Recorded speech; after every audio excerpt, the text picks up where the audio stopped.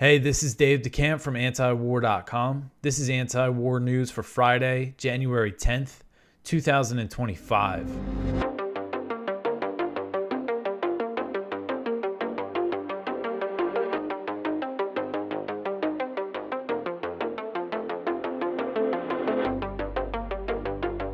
All right, the first story at the top of antiwar.com today. Lancet says the Gaza death toll is undercounted by 41%.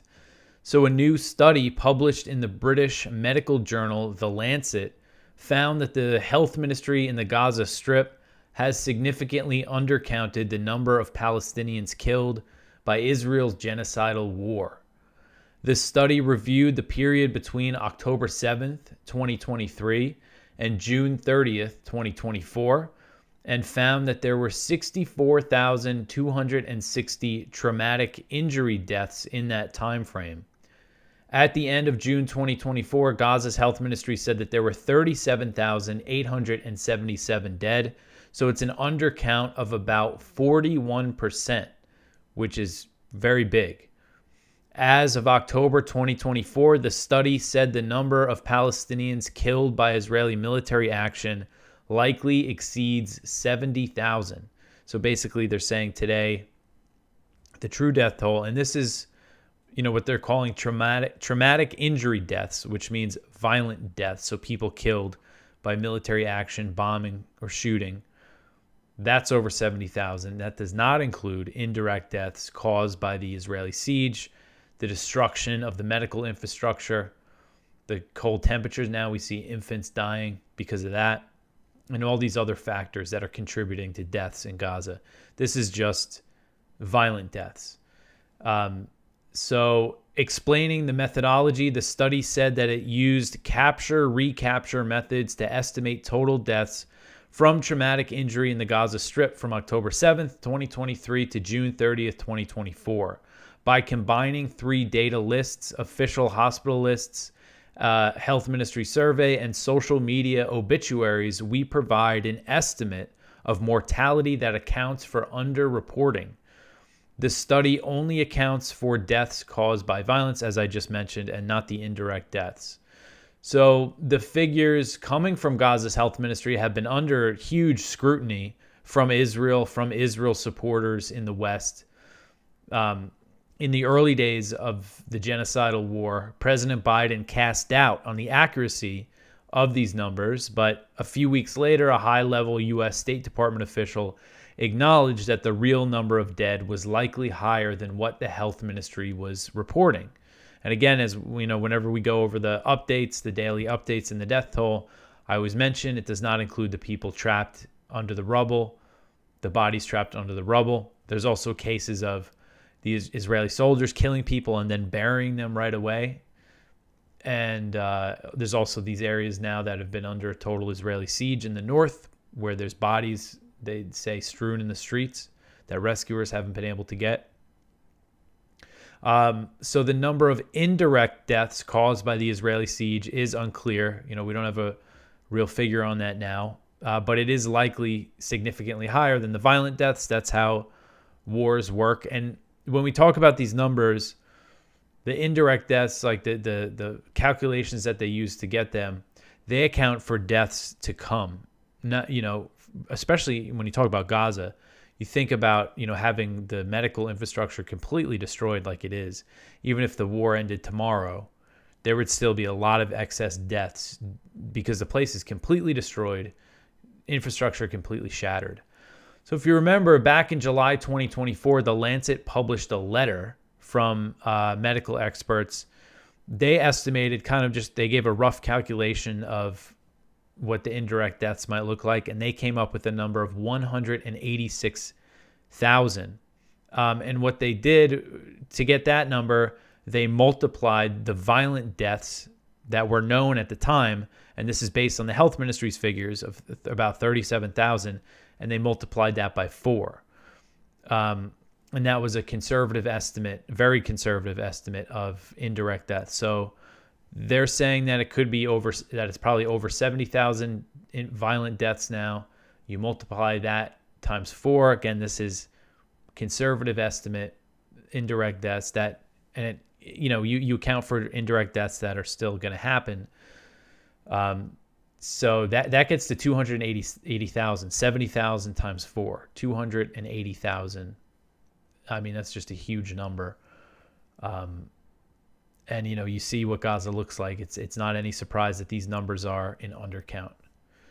All right, so the next one here, Israeli attacks on Gaza kill 70 Palestinians over 24 hours. So Gaza's health ministry said Thursday that Israeli attacks killed 70 Palestinians and wounded 104 over the previous 24-hour period as the daily U.S.-backed slaughter continues. The health ministry said that its recorded death toll since October 2023 has surpassed 46,000, reaching 46,006. And the number of wounded has climbed to 109,378. So again, you apply that the numbers from that Lancet study, and you get over 70,000 deaths due to bombing, shooting, and things like that. So conditions, I just mentioned some things about the death toll that we kind of already covered in the first story. But a few attacks just that I mentioned in this story from Thursday. There was a bombing of the Nusret refugee camp that killed a father and his 3 children. The picture that we have here is of a child's body under a blanket being taken out of the rubble in Nusret. And Al Jazeera reported at least 8 Palestinians were killed by Israeli attacks on Jabalia in the north, and several others were killed by strikes on Gaza City. And the Israeli military launched pretty heavy strikes on Gaza City, it looked like, but we didn't really get a clear picture of the death toll, at least when I wrote this story. All right, so the next one here, Israel to hide identity of soldiers amid war crimes, probes abroad. So the Israeli military has decided to hide the identity of its soldiers amid efforts by pro-Palestinian organizations to have Israeli soldiers investigated for war crimes while traveling abroad. Under the new policy, combat troops will now have their faces blurred and names hidden in any interviews they give to the media. Soldiers will also not be linked to a specific incident in Gaza. Only senior officers above the rank of brigadier general will have their faces and names shown. So that's very high. Only very high-ranking officers will have their faces and identities shown. And you see this picture here. This is from an IDF handout of these Israeli troops in Beit Hanun in northern Gaza, taken from behind them so you don't see their faces. I was looking through the other pictures that the IDF has put out in recent days, and some of them they've blurred faces. So this is something, you probably wouldn't have to do if you were on the right side of history here. So the new policy does not deal with the main source of evidence of IDF soldiers committing war crimes, which is their own social media posts. It's a really insane thing about this conflict. It's not only like we're seeing a genocide live streamed because the Palestinians are recording it and documenting it on the ground, but also the people carrying it out, committing it. They post all these videos of them blowing up buildings. It's just really crazy. So an Israeli soldier recently fled Brazil after a Brazilian court ordered an investigation into him for potential war crimes based on social media posts that showed the destruction of Palestinian homes. The charges against the IDF soldier who fled Brazil were brought forward by the Hind Rajab Foundation, named after a 5-year-old girl killed by the IDF in Gaza. We've covered this stuff in recent days, but again, this is one of the measures the Israeli military is taking is to blur the faces of their soldiers because they might get arrested when they travel overseas. All right, so the next one here, Pope Francis steps up criticism of Israel's war. So on Thursday, Pope Francis offered more criticism of the Israeli bombing campaign and siege on the Gaza Strip, calling it shameful and saying the bombing of civilians is unacceptable. So the Pope said in a yearly address to diplomats, quote, "I renew my appeal for a ceasefire and the release of the Israeli hostages in Gaza, where there is a very serious and shameful humanitarian situation, and I ask that the Palestinian population receive all aid that it needs. We cannot in any way accept the bombing of civilians or the attacking of infrastructure necessary for their survival. We cannot accept that children are freezing to death because hospitals have been destroyed or a country's energy network has been hit, end quote. And then, I just included the Catholic teaching on war, on, kind of indiscriminate destruction. The church teaches that attacks on civilians and military operations that destroy whole cities are a grave crime. The Catechism of the Catholic Church states, quote, every act of war directed to the indiscriminate destruction of whole cities or vast areas with their inhabitants is a crime against God and man, which merits firm and unequivocal condemnation, end quote. So Pope Francis also called for an end to the proliferation of destructive weapons. He said, quote, this morning I reiterate my appeal that with the money spent on weapons and other military expenditures, let us establish a global fund that can finally put an end to hunger and favor development in the most impoverished countries so that their citizens will not resort to violent or illusory solutions or have to leave their countries in order to seek a more dignified life, end quote. So Pope Francis's latest criticism of Israel comes a few weeks after he denounced Israel's cruelty in Gaza, which prompted a strong backlash from the Israeli Foreign Ministry. The Pope has kept in touch with the only Roman Catholic church in Gaza, the Holy Family Parish in Gaza City, where Palestinian Christians are sheltering. And back in December 2023, the Holy Family Church came under Israeli siege, and two Palestinian Christian women were killed by IDF snipers. And at the time, Pope Francis condemned it as terrorism. And that was over a year ago. It's just hard to believe how long this has been going on. But the Pope's not backing down in the face of all this criticism from Israel and pro-Israel folks and everything. I included that thing in the catechism for Catholics who support Israel, because unfortunately there are some of them as well who support what Israel's doing in Gaza. All right, so the next one here, House passes bill to protect Israeli Prime Minister Netanyahu from the ICC. This article is from Kyle Anzalone at the Libertarian Institute. One of the first acts of the Republican-led 119th Congress was to pass a bill that would sanction officials attempting to arrest or investigate Israeli Prime Minister Benjamin Netanyahu. The Israeli leader is wanted by the International Criminal Court for war crimes committed in Gaza. The Illegitimate Court Counteraction Act passed on Thursday in a vote of 243 to 140, with 45 Democrats joining the majority of Republicans. Representative Thomas Massie of Kentucky was the only member of the Republican Party not to vote in favor of the bill. He wrote on X, quote, the U.S. House did only one thing today. We passed a bill to protect Israeli Prime Minister Netanyahu from the International Criminal Court. I voted present. The ICC has no authority over the United States, but we should not get involved in disputes between other countries. Focus on the U.S., end quote.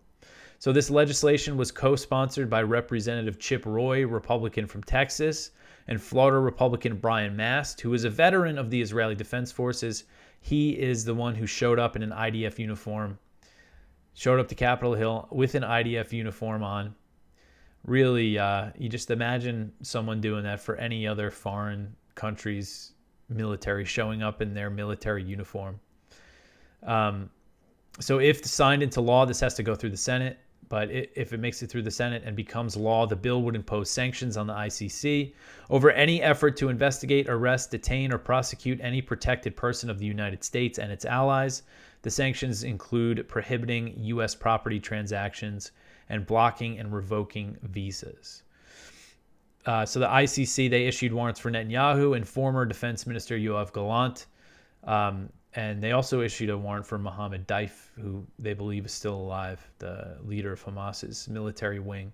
So, of course, the U.S. is implicated in all this. That's why they're going to protect Netanyahu, because they have supported him every step of the way here. All the crimes he's committed, the U.S. has enabled. All right, so the next one here, $500 million weapons package for Ukraine. And, of course, a lot of people have pointed out they send this as L.A. is burning. Those wildfires are absolutely horrific. I hope anyone who listens to the show from L.A. If you live out there or if you have family there, I hope they're okay. You're okay. On Thursday, the Biden administration announced what is believed to be its last military aid package for Ukraine, which is worth $500 million and includes support equipment for F-16 fighter jets, air defense munitions, and other equipment. Secretary of Defense Lloyd Austin announced the new military aid at a meeting in Ramstein, Germany, a gathering known as the Ukraine Defense Contact Group, which he has overseen since Russia invaded Ukraine nearly 3 years ago. So it was his last little hurrah with this group here. This is Austin's legacy. You know, besides Gaza, also Ukraine. I mean, he's really been at the forefront of this whole proxy war. Mr. Raytheon, he was on the board of Raytheon right before he got this job. So while Austin is leaving behind a raging proxy war and there's no clear path to Ukrainian military victory, he told the group that he was proud of his work. Austin said, quote, "I am incredibly proud of what we've achieved together. Over the past few years, we have moved heaven and earth to get Ukraine the security assistance that it needs. And together, we've committed more than $122 billion worth of security assistance and expanded factories around the world," end quote. So Austin urged that military aid to Ukraine must continue amid uncertainty about how the incoming Trump administration will approach the conflict. He said, quote, "So we must not let up. That's why I am announcing today another presidential drawdown authority valued at approximately $500 million, end quote. So the presidential drawdown authority allows weapons to be shipped straight from U.S. military stockpiles. And according to the Pentagon, the arms package includes air defense missiles, air-to-ground munitions, support equipment for F-16s, armored bridging systems, communications equipment, small arms, spare parts, training, things like that. The Pentagon also released a fact sheet that said the Biden administration had committed a total of $65.9 billion in military equipment to Ukraine, including other types of aid and Pentagon spending on troop deployments to Europe and the replenishment of U.S. stockpiles. The Biden administration has spent at least $186 billion on this proxy war. That's my count based on publicly available numbers, $186 billion. I'm sure there's going to be some studies on it, and we might get a more accurate number. But again, based on, from following this as closely as I do for the last almost 3 years, $186 billion is the number that I've come up with. All right. So the next one here, the SDF suggests U.S. and French troops could go to North Syria. So this article is from Jason Ditz. Heavy fighting continues to be reported across north central Syria, with at least 37 combatants killed on Thursday alone in fighting in the area around Manbij. The fighting involves the Turkish-backed SNA and the U.S.-backed Kurdish SDF. The SNA, with Turkish air and artillery support, has been pushing against Kurdish territory for weeks, and Turkey has been threatening direct military action to ensure the defeat of the SDF. And I know they've been shelling and they've been launching airstrikes, so they are directly involved, but it sounds like they're threatening sending a lot of troops, a lot of the Turkish military in there to fight. So the SDF has suggested that U.S. and French troops could be deployed to secure the northern Syrian border. Co-chair for Foreign Affairs in Syria's Kurdistan administration, Ilhan Ahmed, said that they could help establish a demilitarized zone and help them improve relations with Turkey. So the idea is the Kurdish SDF would withdraw from the border area, but they wouldn't want to lose that territory. So then U.S. and French troops would deploy as a buffer between the Kurds and the Turks. And, this was one idea that I know they had potentially with the Syrian Arab army before Assad fell, was to potentially deploy them there if they ever reconcile ties. But obviously now Assad's gone. But so this is one idea here, is to have U.S. troops deployed right in the middle of the Kurds and Turkey. So, but Turkey is saying that they're going to wipe out the SDF. So we'll see. I mean, this all comes down to. It doesn't all come down to it, but how this is going to turn out really comes down to how the Trump administration is going to handle Syria. I really don't know what their approach is going to be. I think there might be, I was talking about this with Kyle Anzalone on his show. I did his new show today, the Kyle Anzalone show. You should check that out. But with this new Trump administration, you're going to have, I think, there's going to be a divide on what to do with Syria. If you have Tulsi Gabbard as the DNI, one thing she's been consistently against is support for these, Al-Qaeda linked groups in Syria. And now that one is taken over, I'm sure she's going to be against keeping U.S. troops there and the involvement there. At the same time, you got Marco Rubio as Secretary of State. I don't really know what Pete Hegseth is going to, I don't really know how to predict what he's going to do. But I think there might be kind of a divide on how to handle HTS and all this stuff. And, Trump has said he would pull out of Syria in his last administration, but that didn't happen. So we'll see. So many things are up in the air right now. We know if it was another Biden administration coming in or a Harris administration, they would probably increase troops in Syria or something. All right, so the U.S. and Israel cheer as Lebanon elects Aoun as president. So this is another one from Jason. Lebanon's parliament finally ended the multi-year situation in which the country had no president, electing Army Chief Joseph Aoun to the position. He is the first president since October 2022. When former President Michael Aoun's, who's unrelated to Joseph Aoun's, term expired. So they have the same last name, but they're not related. Lebanon's government is very divided, making it difficult for a candidate to be successfully elected. Aoun's election happened only after former Interior Minister Suleiman Frange, the main alternative candidate, withdrew and endorsed Aoun. Electing a president requires a 2/3 majority of parliament, which was met after this endorsement. So Aoun did get the support of Hezbollah and the Amal movement. Those are both the Shiite political parties. Many media reports see Aoun's election as a sign of Hezbollah's weakness, despite most Hezbollah MPs actually supporting him. Big factor here is that the U.S. pressured the Lebanese parliament to elect this guy. And Saudi Arabia, the U.S. apparently offered them hundreds of millions of dollars in Saudi cash. The Saudis are saying they'll help with post-war reconstruction if Aoun was elected. And the U.S. Embassy praised this election. And Israel also welcomed the move as a step toward stability in Lebanon. So Aoun's actual political positions aren't really known, but after the election, he did promise to support an independent judiciary. In practice, however, Lebanon is a parliamentary system, so the president's power is fairly limited behind nominating prime ministers. Prime Minister Najib Mikati has been acting prime minister in recent years because there is no president to nominate him. Lebanon's president serves a term of 6 years. The president can only hold non-consecutive terms after another candidate holds the position for 6 years.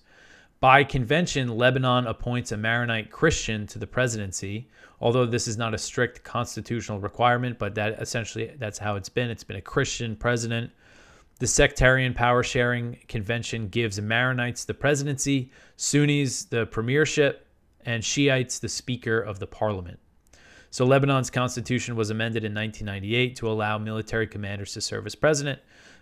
So again, we'll see how things shake out in Lebanon, if this really changes things. But this is the guy that the U.S. wanted to be elected. And again, they were dangling some Saudi money in front of the Lebanese parliament to make sure that happened. All right, so that is it for the news for today. Please go check out our viewpoints. One from Haaretz: Israel's policy of Judaization is swallowing towns and building synagogues in their place. One from Jonathan Cook: Dr. Abu Safia symbolized humanity in Gaza. One from Anatole Levin: why is the press giving Blinken an easy ride? One from Ramzi Baroud: war criminal victim, Netanyahu's inevitable fate. And our spotlight is from James Carden: a U.S. official who got Russia right. So please go check all of that out. That is it for me for today. This is the last show for the week. You could always support us by sharing this show, liking, subscribing, follow us on social media, Instagram, TikTok, X, or Twitter, whichever you prefer to call it. I think the Supreme Court is meeting on Friday to discuss the TikTok thing. There's a chance that TikTok, it's on track to be banned by January 19th.